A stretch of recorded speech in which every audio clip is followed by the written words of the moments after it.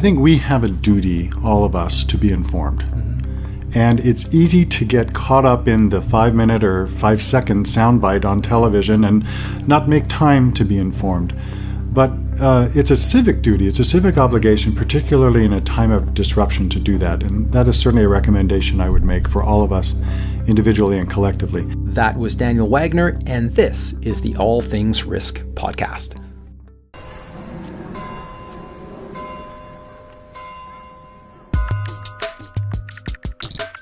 Welcome back to another episode of the All Things Risk podcast. My name is Ben Catania. I'm your host. This is my show. This is where we do long-form conversations about risk, about uncertainty, about randomness. I talk to interesting risk takers, decision makers, and I also have big picture conversations of the type that I'm bringing you today. A Merry Christmas, a Happy Holidays, and peace to you all wherever you happen to be listening. I hope you're enjoying the holidays and that perhaps you're taking a little bit of time to reflect on things, to spend some time with friends and family, and or to do some stuff that you truly enjoy. Today's episode is a look back at 2017 and a look forward to 2018 in terms of big picture risks.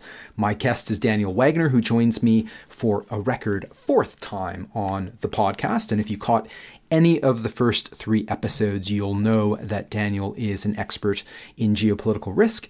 He's a commentator in various media outlets around the world. He's the CEO of his firm Country Risk Solutions. And he is an author of several books and articles, most recently of a book called Virtual Terror, which is about cyber warfare. You can listen to episode 57 of the All Things Risk podcast to learn a little bit more about that. Daniel was in London a few weeks ago, and we caught up to record this episode, which is basically a conversation about some of Daniel's reflections on the biggest risks and events of 2017, and a look forward to 2018, a number of big picture risks that don't seem to be on people's radars, but in Daniel's view, probably should. And I don't want to give these away to you in the intro, but suffice it to say that we talked US politics, the Middle East, cryptocurrencies, North Korea, China, and the global economy in what was a pretty wide-ranging and interesting conversation, as you probably gathered. So let's cast our gaze backwards and then forwards with Daniel Wagner. Enjoy.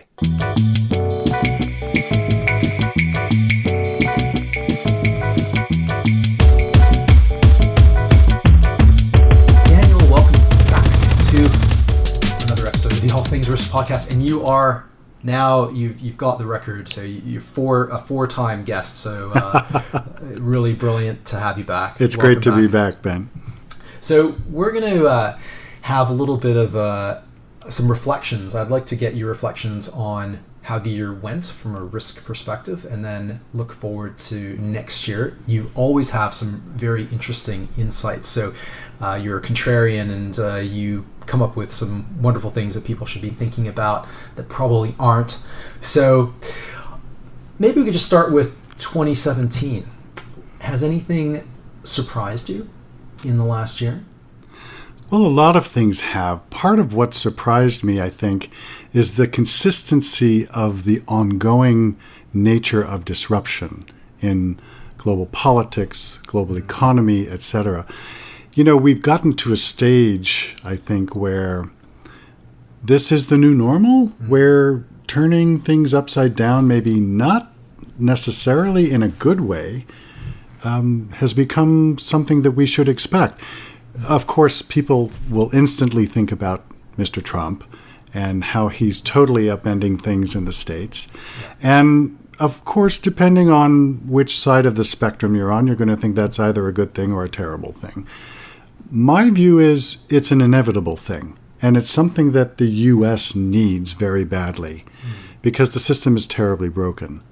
And if it takes someone who's so outrageous in some respects and a bit of a bull in a china shop, and never mind what his personality is like or some of the quirks of his personality, I think he's actually performing something that's really important for America. And it's going to take a lot of people a while to wake up to what is really happening and what it all means. But my take is, I don't particularly care for the message or how it's being delivered or the messenger, but I'm glad that there is a disruptive message being delivered in America. And I think a lot of other places could use it. It's part of the cycle that we undergo. We may not necessarily consider it, but think about it for a second in the States. I mean, having been through the civil rights era, for example, in the 60s, and all these types of disruptive parts of American history, we haven't had this type of disruption in a while. And this is a pretty big deal. Yeah. And at least back in those days, there was some predictability about how this is going to all unwind because, America had not changed dramatically for quite some time, and you were still in a very simple era, this sort of Ozzie and Harriet period, transitioning through to the 60s, transitioning through onto the 70s, etc. Since then, I mean, we've had a little ups and downs, but nothing truly significant, and I think we're overdue. You could probably say that about a lot of other places in the world. The question in my mind becomes, will they be disrupted? How? When? It's not really a question of if. Sure. Are you hopeful then, because Americans will turn around and say, how did we get to this place and how do we unwind it? Well, I would say we earned it, first of all. Those of you who will be familiar with today's America as compared with what America was even 10 or 20 years ago, it's hardly recognizable in some respects, and it's hard to really define what American culture is today.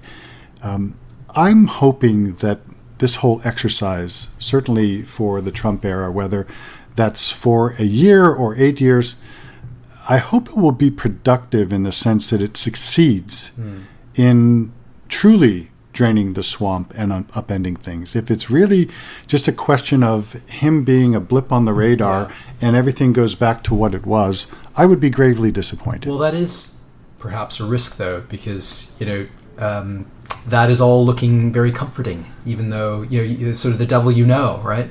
And the other thing that, from a non-U.S. perspective, that is frightening is, well, this is the first time we've had this type of a president with the finger on the button in the nuclear era. So the last time it wasn't such a global issue, and it is now.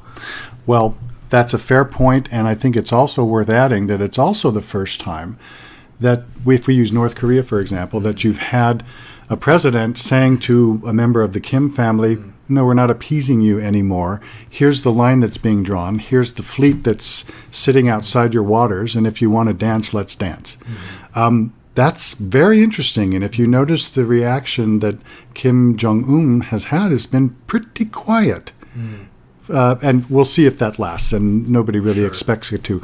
But there's a lot of people in America who like the fact that type of appeasement is no longer going on. And my own view on the North Korea issue, for what it's worth, is that we bear a lot of the blame for where we are today. We, America, we the West, there's the Nuclear Non-Proliferation Treaty and other treaties that have basically said that, nuclear technology is going to be shared, and then we didn't end up sharing it collectively, and so other people wanted to find clandestine ways to get it, and then we saw the direction the Kims were going, and we just sort of looked the other way or hoped it wouldn't get worse, etc. And instead of nipping it in the bud when it could have been nipped in the bud at the outset decades ago, we didn't do it. So my view is we certainly bear part of the blame.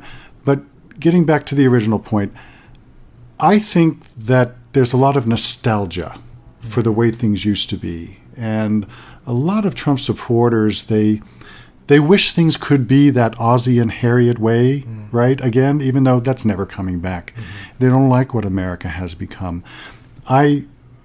Just prior to the election, I was on a panel in New York with 3 guys from the foreign exchange world, and inevitably the question came up from the crowd, who do you think's going to win? So the 3 FX guys said Hillary, and I said Trump. And I said he's struck a nerve, and it cannot be ignored, and it wouldn't surprise me at all if he gets in. Now, that said, it wouldn't also surprise me at all if he has 2 terms, as astonishing as that may sound.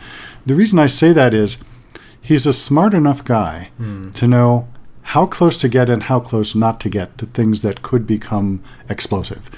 And the Russia investigation and the interference in the elections is certainly one of those. I wouldn't be surprised at all if people around him get caught up in the net, but he doesn't. That's interesting. That's an interesting prediction and viewpoint. Let's maybe turn our attention to the geopolitical space, and so the Russia investigation is going on here in the UK. All kinds of revelations about Russia having interfered supposedly in the Brexit vote.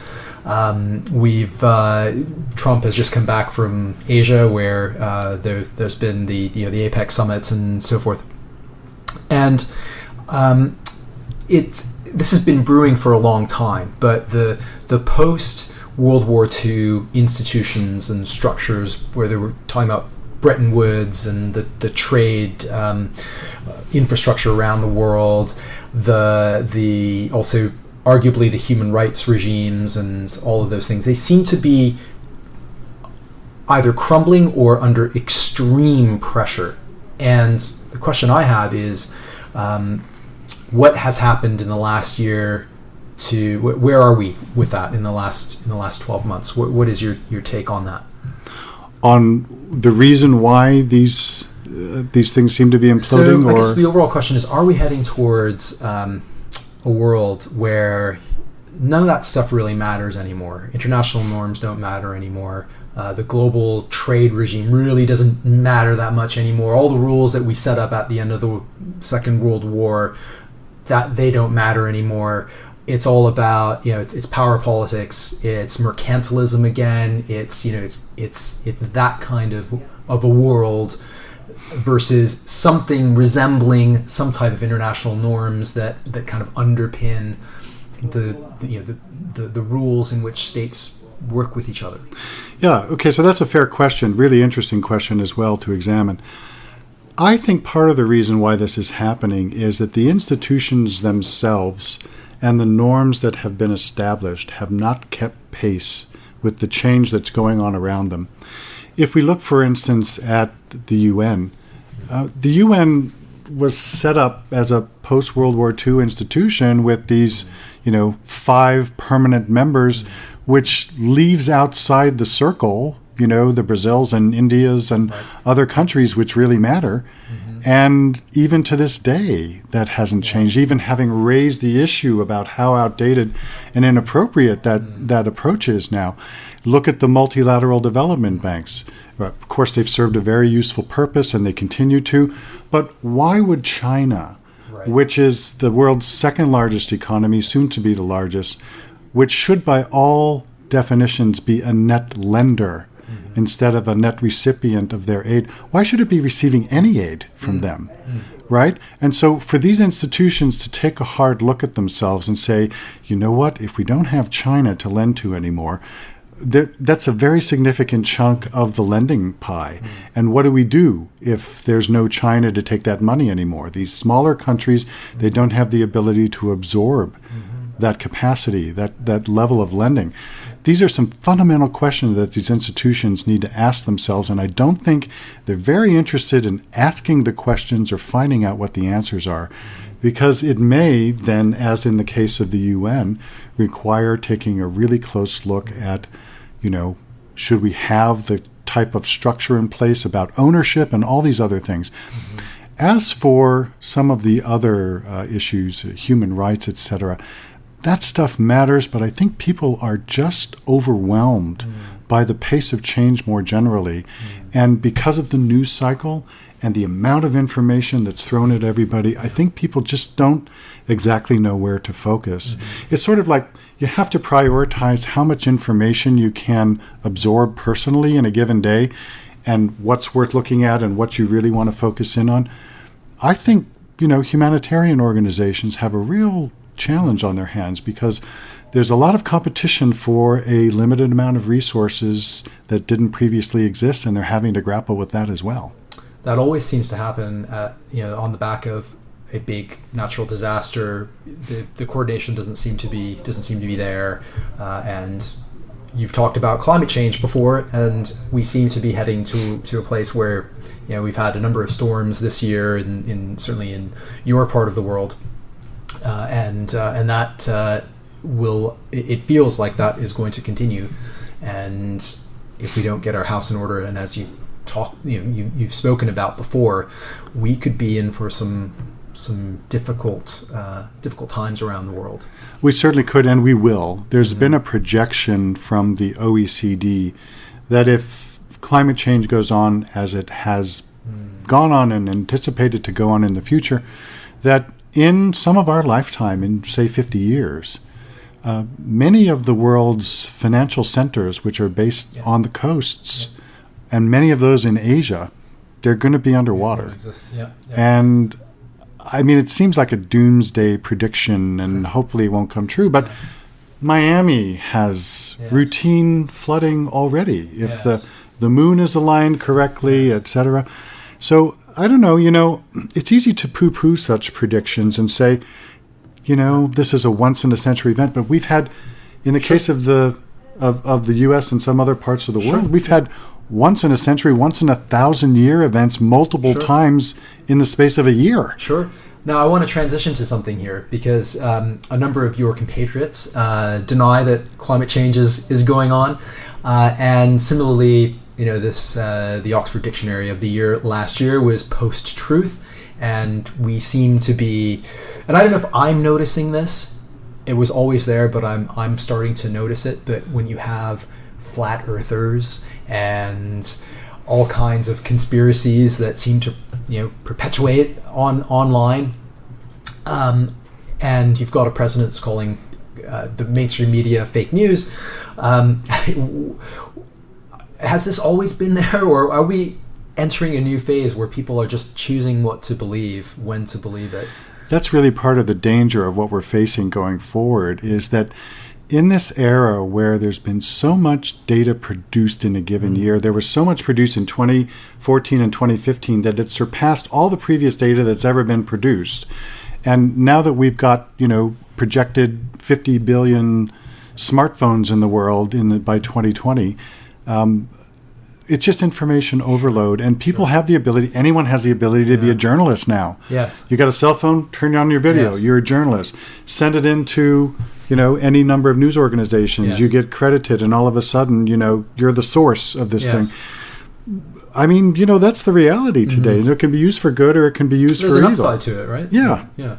Sure there is. I think it's just part of the new reality, and you have to roll with the punches. I would like to believe that people will ultimately see what some of the possibilities are with the information that we now have at our fingertips, and we'll use it for meaningful outcomes. Now, some people, of course, won't. But I'm really intrigued, and as you know, because we spoke earlier this year about my new book, Virtual Terror, and the whole cyber question. One of the things that intrigues me so much about cyber, continues to, is how difficult it is to prove anything that anyone did or didn't do on the internet. Right? And, we're at the beginning of the 21st century. Can you imagine? It's going to get weird, isn't it? It's going to get really weird. Yeah. We can, there was that video that went around of Obama speaking, but it wasn't Obama. So, we talked about photoshopping before, but now we're going to be able to create videos of people doing things that they aren't doing. And isn't that going to make elections rather interesting going forward? Very interesting. We've got artificial intelligence that is coming up and doing all kinds of strange things, potentially virtual reality. So I could just detach from all of this, and I think I will spend my time on a virtual beach. And I like that idea. Yeah. Well, what it's also doing is it's transforming the nature of risk. Yes. Because we had the ability not so long ago to consider what the possibilities were based on the past and the present, having some reasonable expectation about what the future would be. Well, we're quickly losing that. We are. Because the pace of change is going on so rapidly and dynamically and unpredictably. Got to think about things differently. We do. We have to change our mindset. But for those of us who are in the future prediction business, it's really getting very interesting. And we have to imagine the unimaginable almost on a daily basis. And the challenge of being accurate in predicting that is becoming ever more challenging. It is, and almost to the point where perhaps we shouldn't try, but we are going to try in a moment to talk about next year. But before we do, was there anything else in 2017 that kind of took you aback, that you didn't expect, that you didn't quite see coming? I think it's the nature of some of the changing bilateral relationships that are really surprising. For example, that Turkey is now an ally with Russia and is buying Russian arms as a NATO member, right? That's, unimaginable 6 or even 12 months ago.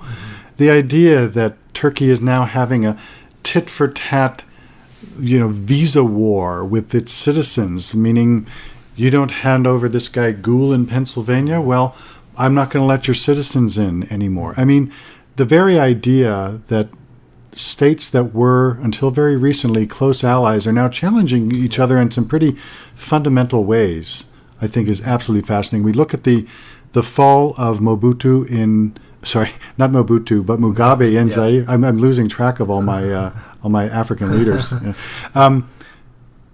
I wonder what took them all so long. I wonder what, in the era of social media, why the Zimbabwean people did not rise up and overthrow this man years ago, when the Arab Spring and the Arab Awakening and all these movements 5-6 years ago were happening. Why did they not do that? What is it about his hold over these people? It's sort of like some former Nazis, I'm not making an appropriate comparison, but some former Nazis saying, look, what is it that allowed 1,000 people in a concentration camp to be ruled by a few dozen people that prevented them from rising up? And I guess it's a similar question in a way. When you have the ability to communicate with your brethren through social media, is there an excuse for not rising up? Yes. That really is a very interesting question. If you take that question and you apply it to so many other places in the world that you would think would be ripe for fundamental political change, Yes. I'm really sort of wondering when it's next going to crop up. I think his passing from the scene hopefully will inspire people to do something similar throughout the African continent. A lot of those guys around him are still there. Yeah. And that it's going to, if you looked at this is kind of fresh, so this will probably go out a few weeks afterwards, but the interviews and the celebrations in Harare, and there's certainly a lot of hope, but how long before that hope starts to fade? Well, it is interesting that the new leader who took over was the former VP and had presided over, the internal state repression for many years, and now all of these people are celebrating that he's taken over. I don't think they expect him to be the permanent leader. I would love for there to be an old-fashioned kind of revolution in that place. They really deserve to have, the kind of leader that should be leading them. They do. No, a lot of interesting stuff. I was, there's that old, was it the Stanley Milgram experiment with the prisoners and the guards, and how such a small group of people can control a much larger group of people, and how people let that happen. So some things don't change, Well, I think that's exactly right. You would think, or maybe it's that people are still getting used to this whole social media platform and what the possibilities are. But most people around the world have smartphones now, and they get what this is all about. So I'm sort of wondering why it is that we don't have more radical change. And yet, if we did have that kind of radical change on an ongoing basis, how on earth would we manage it? Yes, right? That is another great question. And I want to talk perhaps a little bit about the whole fake news phenomenon and whether or not Russia had much to do with that. But it does strike me as entirely within the realms of possibility that it is possible to influence people via what they see on their screens and how they react, and I wouldn't have I don't know. I don't have any proof, but I would have thought that somebody like Putin and the Russians, who are very good at information dissemination and KGB techniques, that they would excel at that. I don't think there's any doubt personally that they did do what they're accused of doing, but because the net is a anonymous, borderless, lawless world, there's not a shred of evidence. And the head of the CIA under Obama, before he left in January of this year, basically went before Congress and said, we've been looking at this. We don't have any proof. And if they did, the deed is done anyway. So. Well, but you have to hand it to Putin and Co. And others who might be engaged in that process. And that is that, well, they've found something which is really interesting and useful, and they've mastered how to manipulate it. I also think it's worth saying that it's a little bit rich for Americans to be so outraged that this has happened, when in fact it's been proven that the American government has been interfering in lots of other people's elections for decades. And so it doesn't feel very good when it comes home to roost. Why would anyone like that? No one would. But I don't think there's any reason to believe that Putin and Co. are going to change their tune on that. Very unpredictable outcomes. I think they certainly got a very different bill of goods than they anticipated out of all of this, didn't they?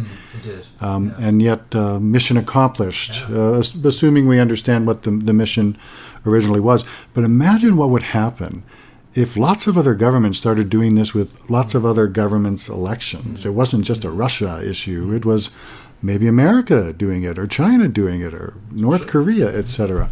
Because, as we know, these other countries have the ability to punch well above their weight in the cyber arena, North Korea being the most prime example.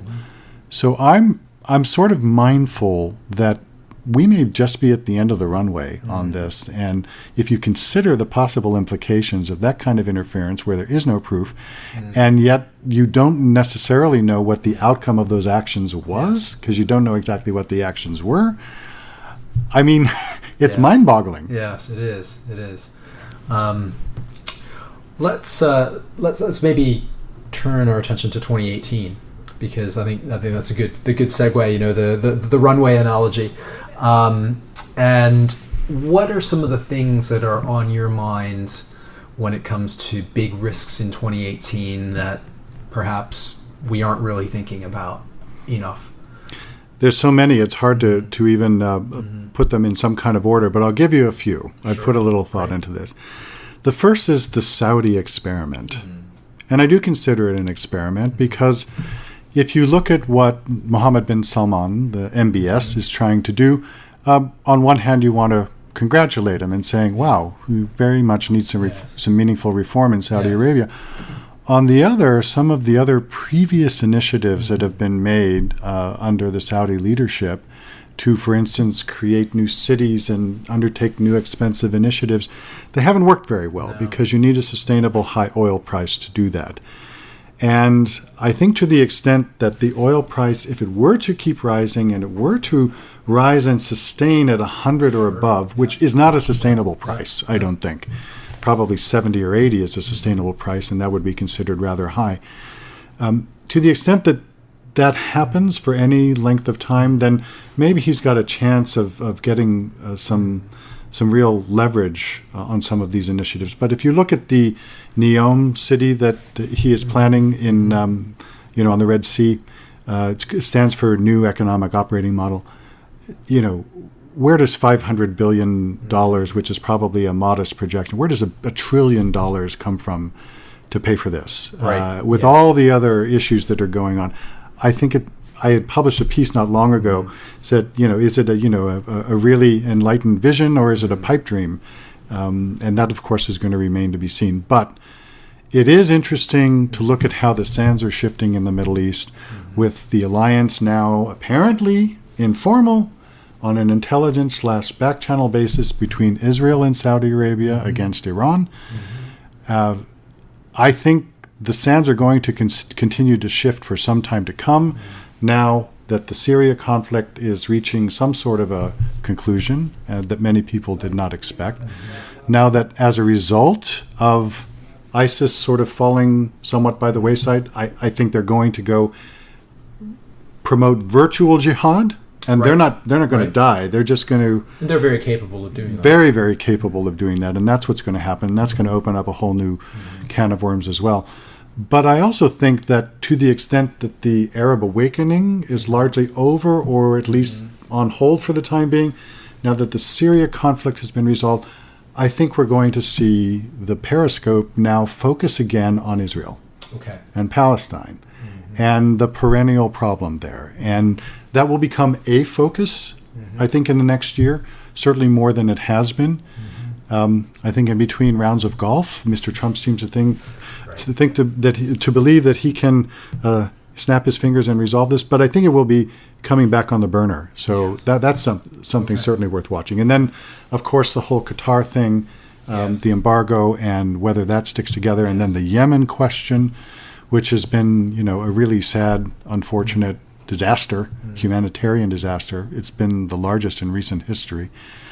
I don't know. I think there's no end to what MBS thinks he can do. Now he thinks, in recent headlines, he's been talking about, fighting terrorism more generally in all of its forms, and yet not recognizing the role that Wahhabism plays in promoting that, et cetera. So to that point, what do you think about the internal stability of Saudi Arabia?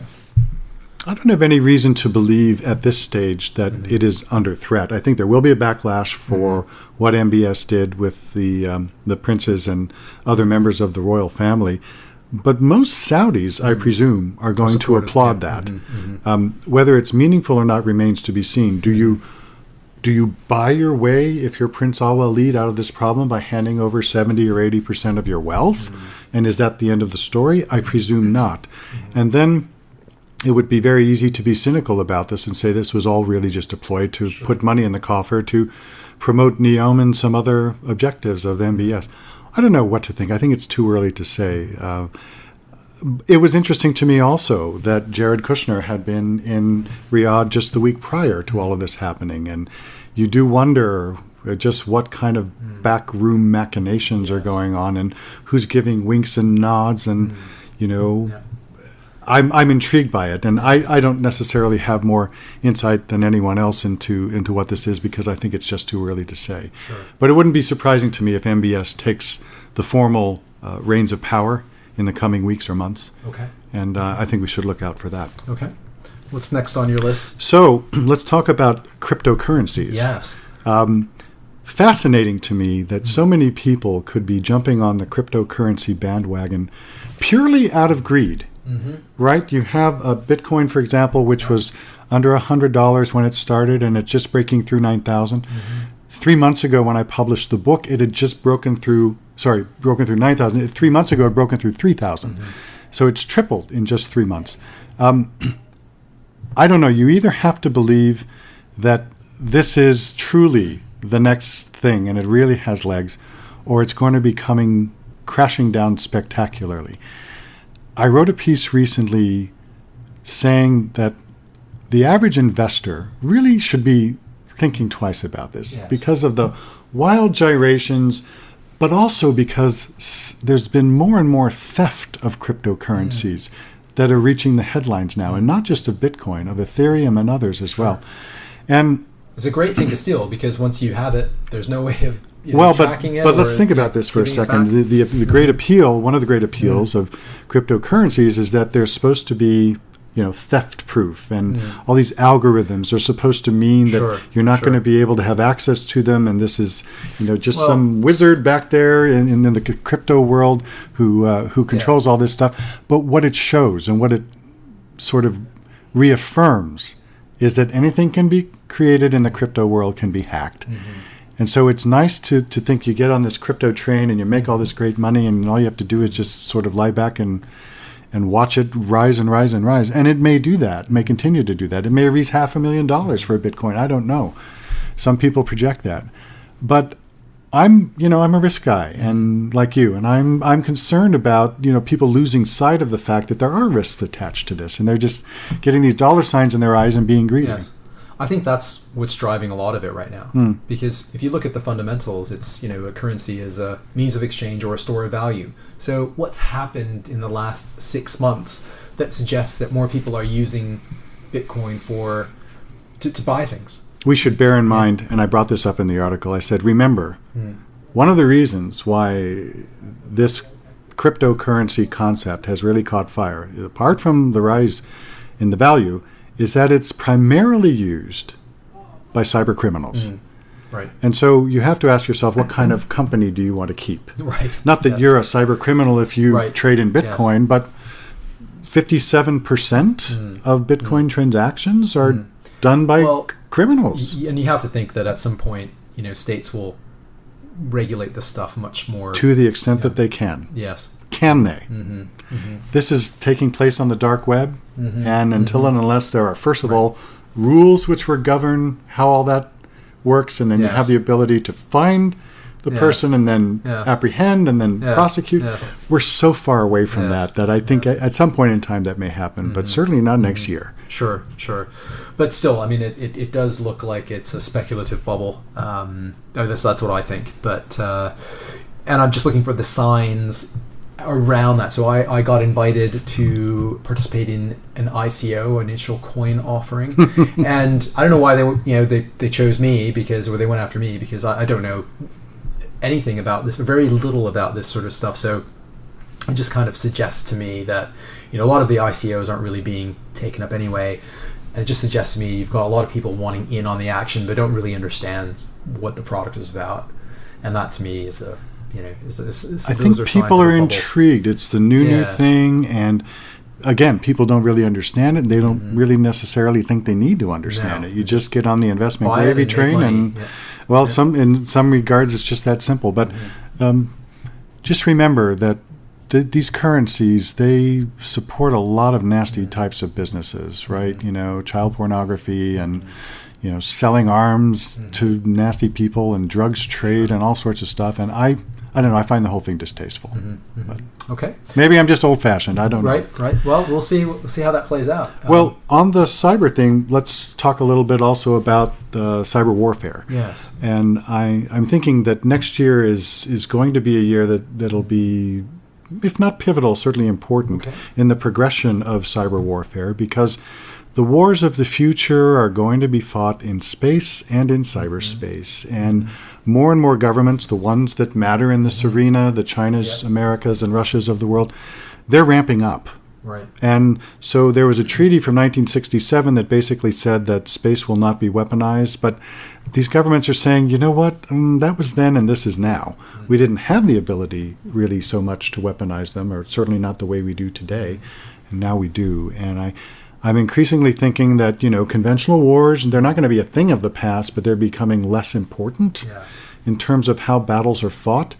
So I think next year is going to be very interesting in the progression of cyber warfare. I'm not happy to be able to say that, but that's the direction that we're going. I think it's just one of those paradigms that's changing and metamorphosizing at a rapid rate. So what would be an example of a cyber warfare event, if you like, or cyber warfare incident, a big hack of a national database or of infrastructure? Or sure, that's exactly the sort of thing. I mean, interestingly enough, and it doesn't please me to use this example, but back in, I think, 2009 or 2011, Israel had its national database hacked and all of its citizens, sensitive information stolen. This is Israel we're talking about, right? Like not a neophyte nation. Sure. And of course, you look at the hacks that have already happened in America, the Office of Personnel Management and the SEC, et cetera. I mean, it's mind-boggling in the breadth. That information is out there. If you think also in terms of the American context, every adult American, every working age American has already had their personal information compromised.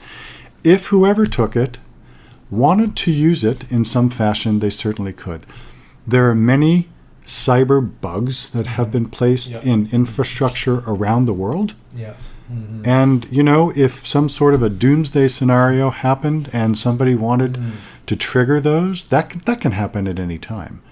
And a lot of the technology that governs how infrastructure operates today is 1970s era technology. decades old, and would take trillions of dollars to update this stuff, which is why it hasn't been done already.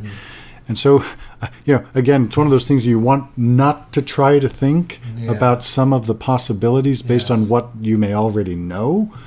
But if someone were inclined to flick the switch and, basically shut down an entire country's infrastructure grid, power, trains, whatever it might be, that ability already exists. Can you imagine if somehow someone shut off the ability of planes in the sky to communicate with each other and with ground control and all the rest of that? Yeah, that's certainly in the realm of possibility as well. I mean, it's interesting. Having read a lot on this subject of late, there's still modes of public transportation that have the password the engineer uses to drive the train, on a stick-it note on the console. Yes. Right? And when you think about, just how vulnerable we are in that regard, that anybody who gains access to that, they don't have to hack it. It's sitting right there. It just makes you wonder. I think we can't worry too much about it, but the risk levels as a result of this transformation that is going on is mind-boggling. And for people who, happen to be really knowledgeable about it and spend a lot of time thinking about it, they're scared out of their wits. Sure. Well, it will be an interesting year then if we do get Let's hope not. A cyber warfare incident of some kind. But I'm hoping that doesn't happen. But very very important to call out the vulnerabilities. Let me talk about a few sort of more local issues. Talk about the U.S. This congressional stagnation, which has gone on, is totally unsustainable. It's inexcusable for one thing, but it's unsustainable. I'm very curious to see what happens in 2018 in the midterms. So either the Dems are going to have the benefit from this backlash, and if Trump thinks he didn't get anything done in his first 2 years, imagine what the next 2 years would be like. Sure. Or, we'll certainly have a much better idea about whether it's a 1 or a 2-term Trump era at this point in time. My own view had been, and continues to be, that he will probably end up being a 2-term president. Wow. What drives that? Why do you say that? I just think part of the reason is that the Democrats don't have their own house in order. They have these octogenarians running the show. They're part of the system that is broken. And I just think people are so angry that they're not willing to go back to business as usual. I wouldn't be surprised at all if there are some new political movements that crop up in the U.S. that basically tap into this. And Trump will in that regard perhaps proven to have been the trigger that unleashed this political tsunami in the state, because I'm not convinced that he himself is the tsunami. I think he's a change agent. So keep an eye on that. Where China is concerned, I don't think there's any doubt that it's China's century. And I think that China is playing its cards so deftly on so many areas that we're clearly going to see it continue to rise. And it wouldn't surprise me at all if next year sees a major consolidation. Now that Xi has had the party Congress and he's definitely in power for the next 5 years, I think he's going to be set on really strengthening China's hand in the global political, economic, financial system, and he's poised to do so. And next year will be the first year that I think he's really going to ramp things up. Well, One Belt, One Road is moving apace.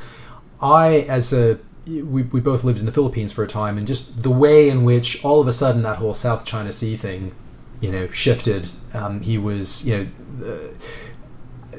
was a masterclass in geopolitical manipulation, if you like. Well, I think you have to hand it to Putin and Xi in different ways, because they're being truly masterful in their craft. And I think the world is quickly getting used to the idea that this is not the American century, it's the Chinese century, and China is quickly getting used to the idea that they need to, and it's in their interest to step up to the plate, become, more of a foreign aid donor, and, wield their soft power stick and do all these various things to really flex their muscle on the world stage. And that's certainly happening and will continue to happen. Interesting to see. Absolutely. I think it's pretty much guaranteed. I would not be at all surprised also if we see some talks for North Korea. Because Trump, I think, secretly wants to be able to say he broke bread with Kim. Now, Kim has said he's not going to have talks, but I bet he's reassessing that. Yes. And my own prescription for that, frankly, believe it or not, would be to give Kim what he wants, with some caveats attached. He's not going anywhere. His weapons aren't going anywhere. If anything, they're only going to become more advanced. My recommendation would be sit down in Pyongyang or wherever it needs to be, break bread, figure out a way to break this impasse, and give him a good portion of what it is that he wants, and in return, get some safeguards in place and some guarantees that certain things that are unacceptable to the West and the rest of the world simply will not happen. If there is some spirit of compromise, that can happen. But the idea... Wouldn't that be a repeat of what Clinton did? Well, yes and no. I mean, at that time, he wasn't a nuclear power. True. Right? And he didn't have the capabilities that he had. And you could, again, argue that a large part of the reason why he has them today is because we didn't... the West collectively and his neighbors put their foot down strongly. That being said, this is a different ball game than Iran is. Iran didn't yet have the nuclear breakout. This guy's got the nuclear breakout, and there has never been a case where there's been a nuclear breakout and that nuclear nation has given up its nukes. You could say, well, wasn't Libya that way? But not really. It sort of maybe had the technology, but it didn't really have these advanced weapon systems and delivery capabilities and all that kind of stuff. So I'm hopeful that there can be a diplomatic solution to that imbroglio. I touched already on the likelihood that the price of oil is going to continue rising.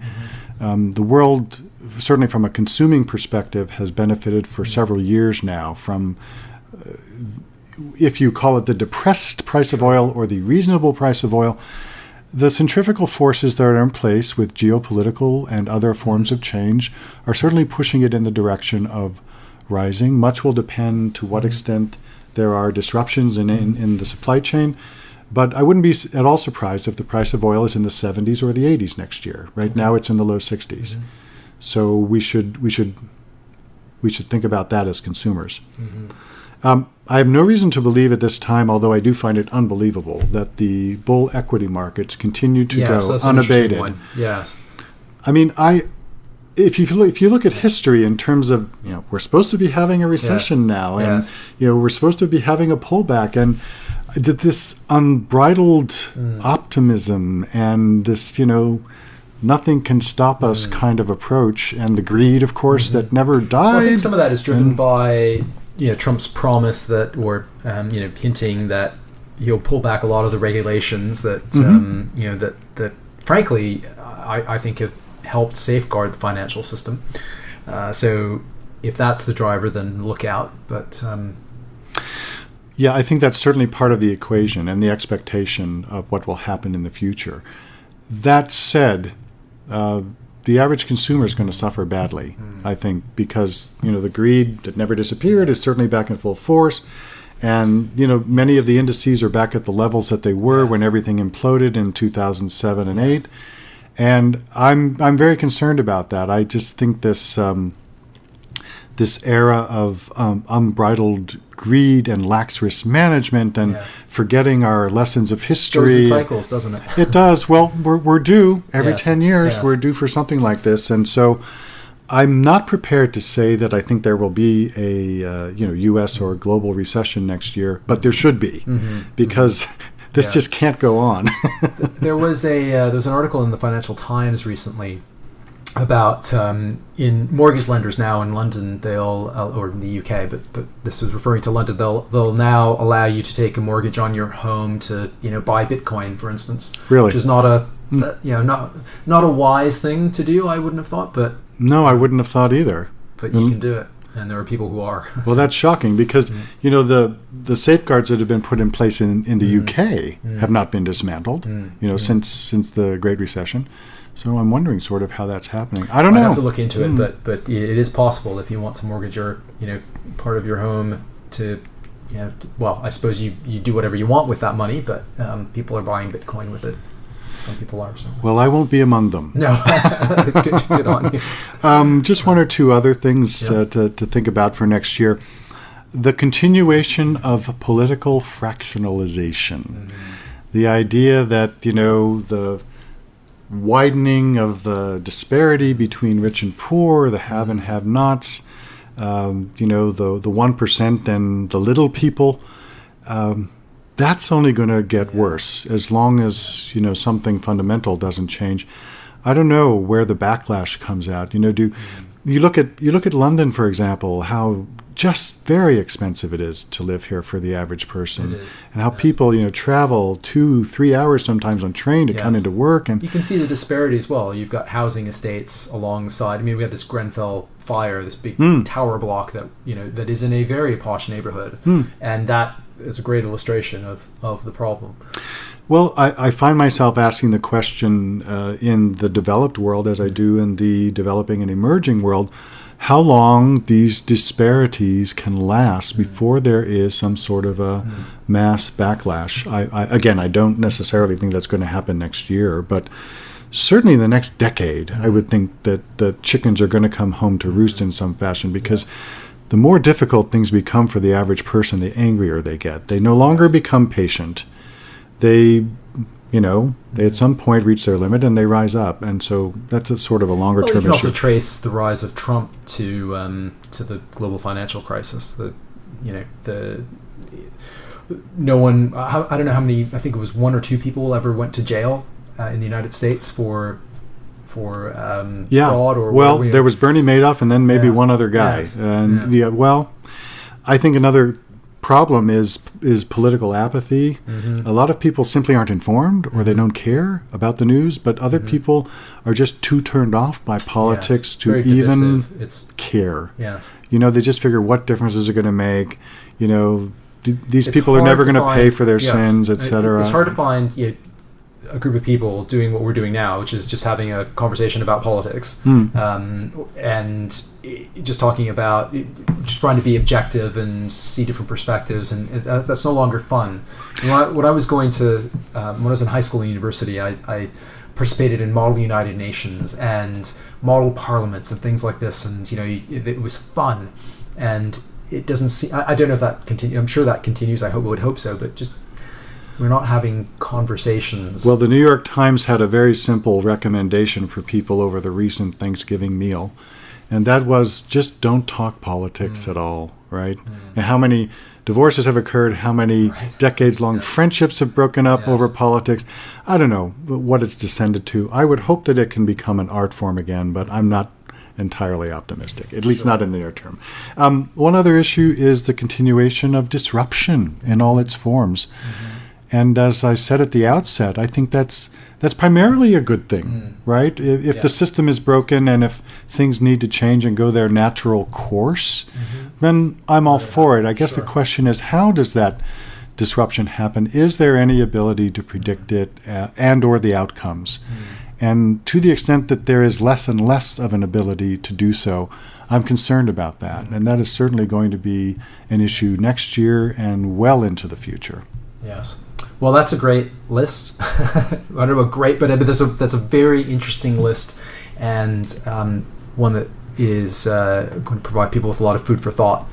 I want to, in the time that we have left, just talk a little bit about what people can do, what organizations can do, and what we all should be doing, perhaps as individuals.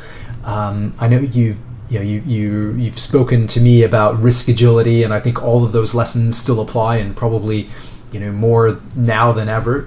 But if you're working in an organization that's facing this sort of thing, we're all facing this sort of thing. But what should organizations first start to think about doing that they might not be doing in the midst of all of this stuff? Let me first of all make a recommendation for individuals, and then I'll get to organizations.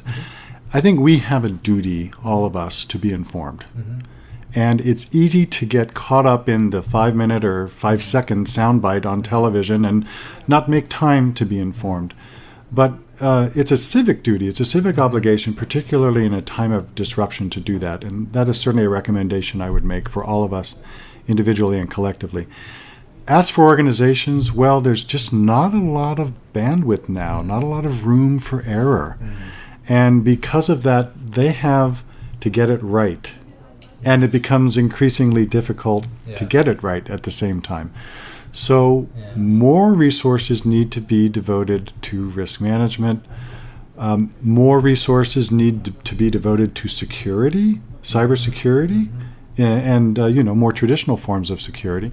I'm amazed that in the Londons and New Yorks of the world, most of the office buildings that you walk in, they may have some sort of a sign-in, but there's no armed guard, and many of them do not. And there might be one layer or no layers of security. I've been in office buildings where, the bag is checked, but the person is not, kind of thing, which didn't make any sense to me.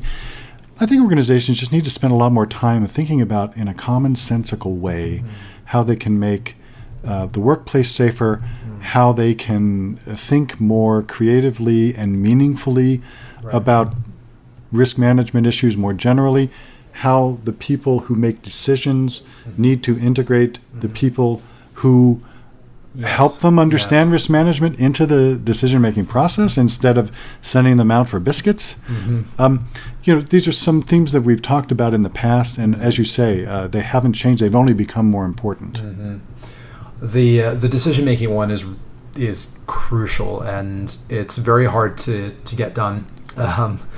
Mostly because people like you and I, we are contrarians. We'll challenge. We're viewed sometimes as the police or the naysayers or this sort of thing, and we're not doing that. We're trying to help the business make a better decision, but it is a bit of a challenge when you have some organizations seemingly that still outsource their risk management, as opposed to no, risk is part of how we should be making decisions and doing the work that we do. There are some cyber practitioners who suggest that organizations spend up to 10% of their revenue on cybersecurity. Very, very few organizations are going to do that, even if they could do that. Most who are switched on to cybersecurity spend maybe 3 or 4% if they're really devoted to the topic. I think businesses need to understand that spending money on cybersecurity is no longer a luxury, it's a necessity. And I would like to imagine that in the short term, businesses will graduate to the level where they don't have to have been hacked before they react. And proactivity is so very important in this regard. The technology is changing with rapidity, and if they're smart about how they spend their dollars or their pounds, they can get it done. But the stakes are so high now. I just think there's an existential threat for many businesses that get hacked. And even the reputation implications. Once you've lost that reputation, it's gone. You're never getting it back. Particularly if you're talking about customers' data. It's, Or security firms that get hacked themselves. True. Right? The Equifaxes of the world. True. Absolutely. Imagine, right? Game over. Absolutely. Okay, well, let's maybe turn finally to individuals. I know you talked a little bit about individuals, being informed. I think that's crucial. What about? Here's a thought I have, which is that I think on the upside of all of this stuff, the world, the way it is, and we have to turn our traditions. We have to rethink all these traditions that we have, and we were just talking about how wonderful it is now to be able to just write an article, a blog, or just create certain new income streams or new ways of doing things, new careers, all kinds of things. Possibilities now exist that didn't exist before. It's not for everyone, because you've got to be digitally connected, and there's a whole host of people around the world that don't have that access. But I think for a lot of people, certainly people that are listening to this, there are some great opportunities out there that didn't exist 5 years ago. I would agree with that, and I would encourage people who are inclined to have a voice in the public domain to do so. It's amazing. With self-publishing capabilities on platforms like Amazon and self-promotion, having your own blog, etc., or writing an article on a place like the Huffington Post where anybody can do it, I think it's great to have a dialogue in written form and in a public form. I think the more people are communicating that way, the better off we're all going to be. And I would encourage people to find their voice if they think they have a voice. I can tell you that as an independent journalist, I've greatly benefited from having the ability to do that. Yes. And as a result of my recent experience publishing with Amazon, I'm a big fan of self-publishing and leaving the traditional publishers in the dirt, which is where I think they're going. Well, that's probably a great note to maybe wrap it up on. Did want to ask you, do you have any books coming up in the next year, or any projects that having published 2 books in the space of just about a year, I think a little break. I'm booked out for the moment. Yes. For me, I have to actually be really motivated to do it, and then I give it my all. I literally will take weeks or months off and spend 7 days a week writing a book. Terror, that was so well researched, and it was such a good overall, if you want a sense of what's out there, just a great picture of the players and the risks, and I highly recommend that one. I appreciate that. I mean, I've gotten really good feedback from it, and it's gotten great 5-star reviews on Amazon, so very pleased with that. But I'm all about making people educated, helping them become educated on topics of importance. And I'm intellectually curious. I don't think that's ever going to change. I think there will be another book at some point in time.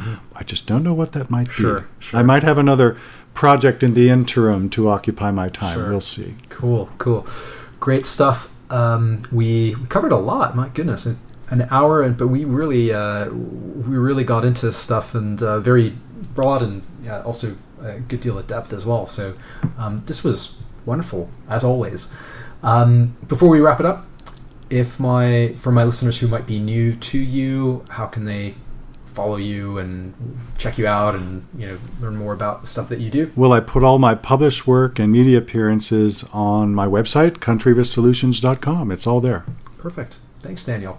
Thank you. It's great to be with you again. We've got to have you back as well. So you've got an open invitation.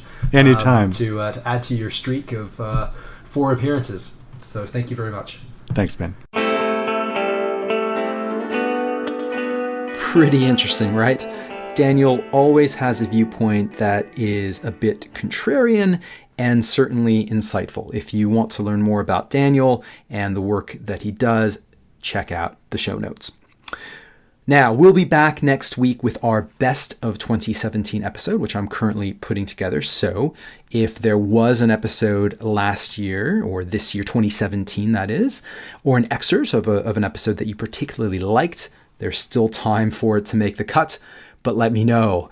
Time is running out. allthingsrisk@gmail.com is the best place to do that. And if you haven't yet subscribed or don't know how, go to allthingsrisk.co.uk and you can do so there. Finally, if you like the show, do share it or give us a rating or review, especially on Apple Podcasts or iTunes. Thank you to all of you who have already done so.